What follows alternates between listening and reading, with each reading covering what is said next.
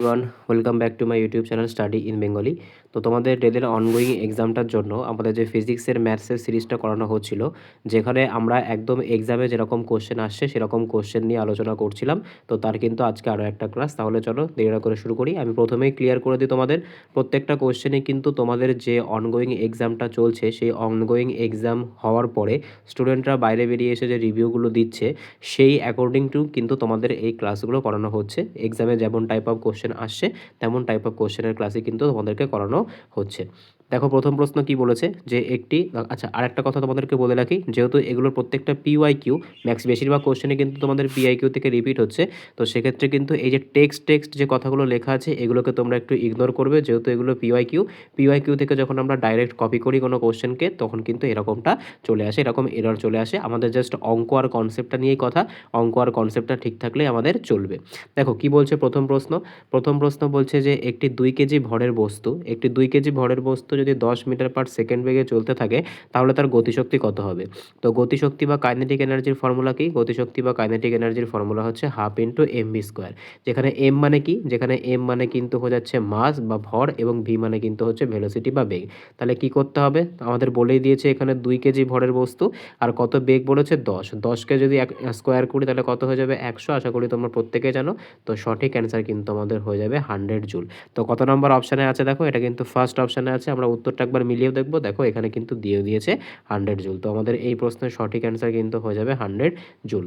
পরবর্তী প্রশ্ন দেখবো কি বলেছে আজকে 2 নম্বরের প্রশ্ন, যে একটি 60 ওয়াট এর বাল্ব দিনে 5 ঘন্টা করে চলে এবং 30 দিনে মোট কত ইউনিট কারেন্ট খরচা হবে।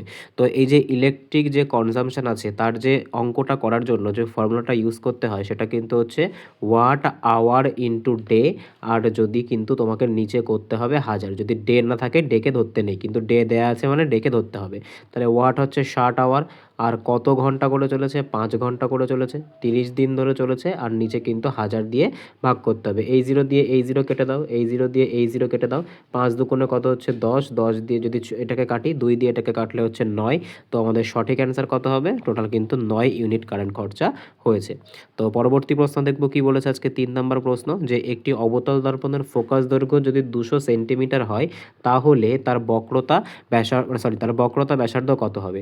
তো আমরা জানি যে বক্রতা ব্যাসার্ধের হাফ কি হয়, বক্রতা ব্যাসার্ধের হাফ কিন্তু ফোকাল দৈর্ঘ্য হয়ে যায়। অর্থাৎ যে বক্রতা ব্যাসার্ধ থাকে সেই বক্রতা ব্যাসার্ধ কার দ্বিগুণ হয়, বক্রতা ব্যাসার্ধ কিন্তু যে ফোকাস থাকে সেই ফোকাসের কিন্তু 2 গুণ হয়। তাহলে এখানে আমাদের ফোকাস বলে দিয়েছে 20, তাহলে বক্রতা ব্যাসার্ধ কত হবে, বক্রতা ব্যাসার্ধ কিন্তু হয়ে যাবে 40 সেন্টিমিটার। তো সঠিক অ্যান্সার কোথায় হবে, দেখো সঠিক অ্যান্সার কত নম্বর অপশানে আছে, এটা কিন্তু অপশান নাম্বার সিতে আছে। পরবর্তী প্রশ্ন দেখব কি বলেছে, যে একটি 500 নিউটনের বল কোনো একটা বস্তুর ওপরে প্রয়োগ করে যদি বস্তুটি বলের দিকে 4 মিটারের সরণ হয় তাহলে কৃতকার্যের পরিমাণ কত। তো কৃতকার্য ইকুয়ালস টু কি হয়, কৃতকার্য ইকুয়ালস টু কিন্তু হয়ে যায় বল ইন্টু সরণ। ঠিক আছে, তো মাঝে একটু সমস্যা হয়েছিল তার জন্য সকলের কাছে সরি। আমরা আবার এখান থেকে শুরু করছি।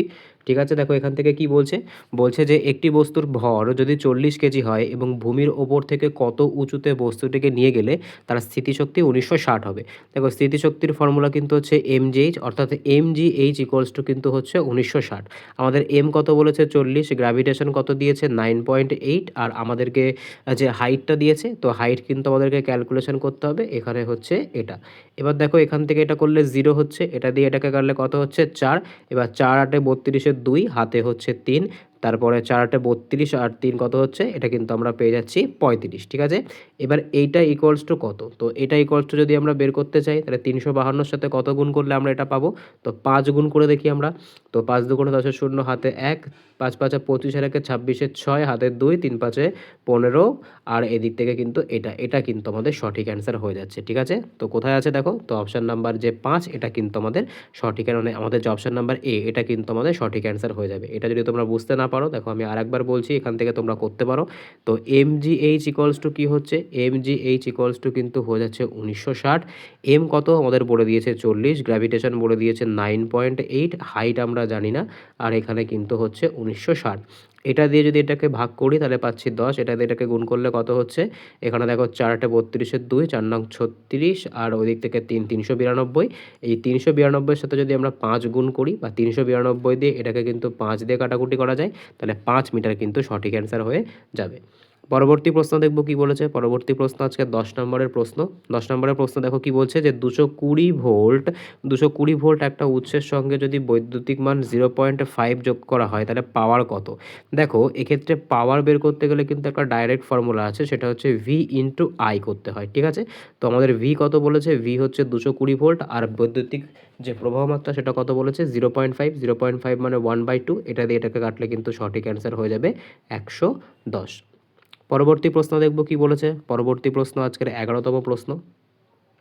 দেখো 11তম প্রশ্নতে আমাদের কি বলেছে যে কোনো একটি বস্তুর যে প্রারম্ভিক বেগ সেটা যদি 15 মিটার পার সেকেন্ড হয় এবং শেষ বেগ যদি কত হয় 5 মিটার পার সেকেন্ড হয়, মানে যদি 5 মিটার পার সেকেন্ড বেগে চলে আসে আর যদি এটা 2 সেকেন্ডে আসে তাহলে ত্বরণ বা মন্দনের মান কত, ঠিক আছে। এটা কিন্তু মন্দন। তাহলে দেখো কি হচ্ছে, এটা কিন্তু আমরা পাচ্ছি প্রথমে কত ছিল? প্রথমে কিন্তু 15 ছিল, অর্থাৎ ইউ কিন্তু 15 ছিল, আর ভি কত ছিল? ভি কিন্তু 5-এ চলে এসেছে। তার মানে 5 থেকে 15 থেকে কিন্তু 5-এ চলে এসছে। কত সময় চলে এসছে? 2-এ চলে এসছে। তাহলে আমাদেরকে মন্দনের মান বের করতে বলেছে। এক্ষেত্রে আমাদেরকে কি করতে হবে? এটাও কিন্তু এ দিয়ে ডিনোট করা হয়।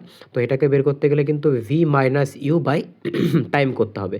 তো ভি কত? 5। 5 থেকে যদি আমরা 15 বিয়োগ করি তারপরে 2 দিয়ে ভাগ করতে হবে। 5 থেকে 15 বিয়োগ করলে -10, আর 2 দিয়ে ভাগ করলে কিন্তু হয়ে যাবে -5।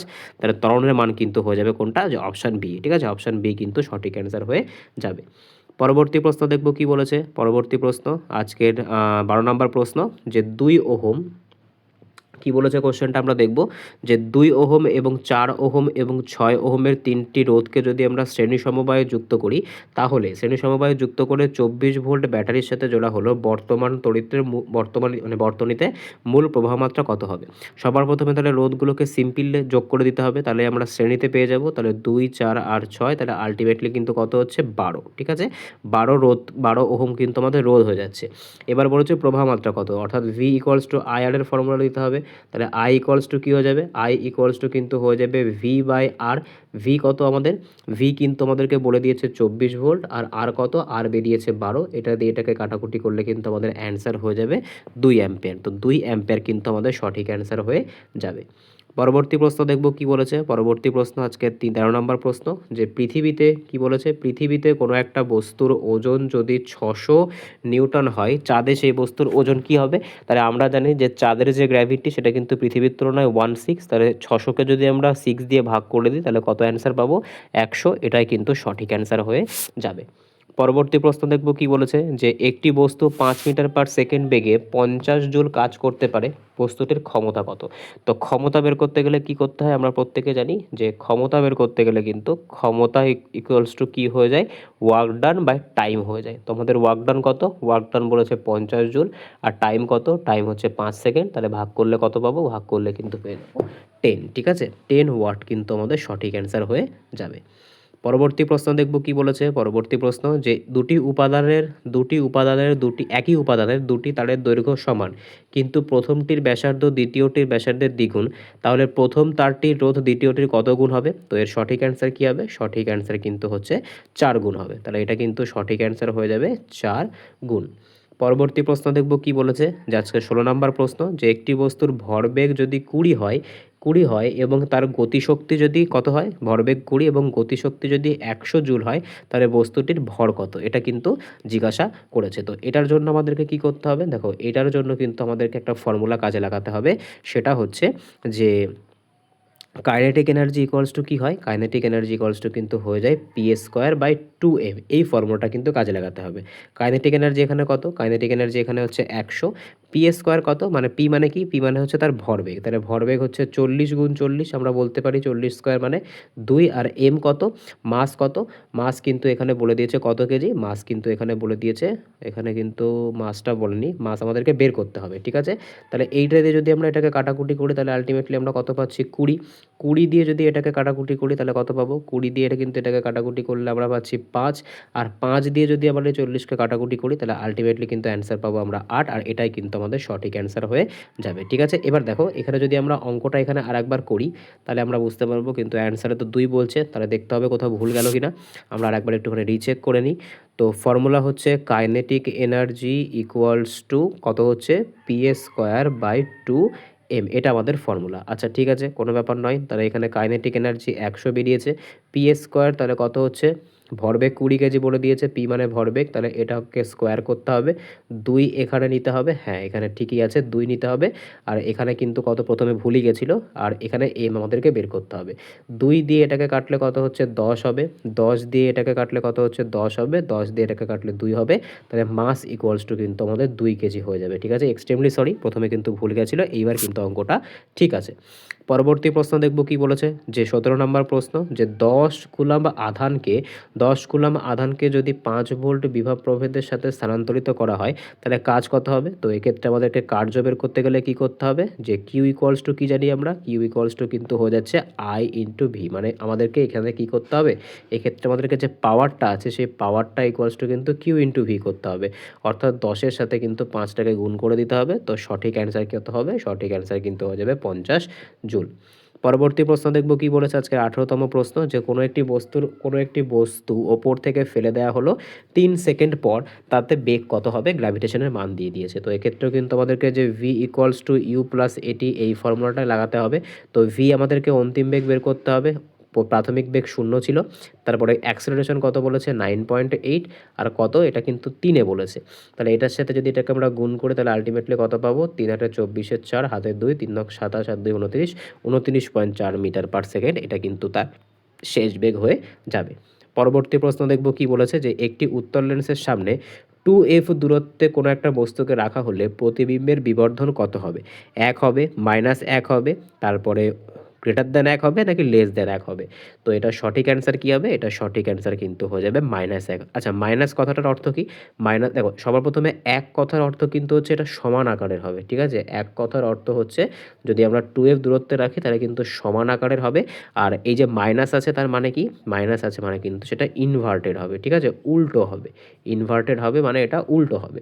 পরবর্তী প্রশ্ন দেখব কি বলেছে, যে 10 মিটার দৈর্ঘ্যের একটি পরিবাহী তারের রোধ যদি 8 ওহম হয়ে থাকে, 10-এ যদি দ্বিগুণ করা হয় তাহলে তার নতুন রোধ কত হবে। দেখো এক্ষেত্রে আমরা কি করছি, মনে রাখতে হবে দ্বিগুণ যদি করা হয়, যদি আমাদেরকে n গুণ করা হয়, এইভাবে বুঝলে ভালো হবে। n গুণ করা হলে নতুন রোধ কিন্তু n স্কোয়ার হয়ে যায়, তাহলে 2 গুণ করা হলে নতুন রোধের পরিমাণ 2 স্কোয়ার মানে 4 হয়ে যাবে, তাহলে আগে ছিল 8 এখন 4, তাহলে সঠিক অ্যান্সার কিন্তু হয়ে যাবে 32 ওহম। ঠিক আছে, তো আজকে এই অবধি ছিল। তো দেখো মাঝে একটুখানি বাফারিং হয়ে গেছিলো, তার জন্য কিন্তু এক্সট্রিমলি সরি। ঠিক আছে, মাঝে বাফারিংয়ের জন্য ওই জায়গাটা কোনো কারণের জন্য যে কার্সারটা ছিল সেই কার্সারটা সরে গেছিলো। তো সেক্ষেত্রে তোমাদের ওটা কার কোন জায়গায় বেঁধেছে, কোন জায়গায় তোমরা বুঝতে পারোনি, সেটা তোমরা আমাকে অবশ্যই কমেন্টে জানিও, পরের দিন আমি ওগুলোকে ক্লিয়ার করে দেবো। দরকার পড়লে এই ক্লাসটাকে আমি নতুন করে আবার সামনের দিন কিছু 10টা কি 12টা কোশ্চেন অ্যাড করে দিয়ে তোমাদেরকে আবার নতুন করে করিয়ে দেবো। কোথায় কোথায় একটু বাফারিং হয়েছে, কত সেকেন্ডে বাফারিং হয়েছে, সেটা তোমরা একটু আমাকে কমেন্টে জানিও। দেখা হচ্ছে পরের ভিডিওতে, বাই।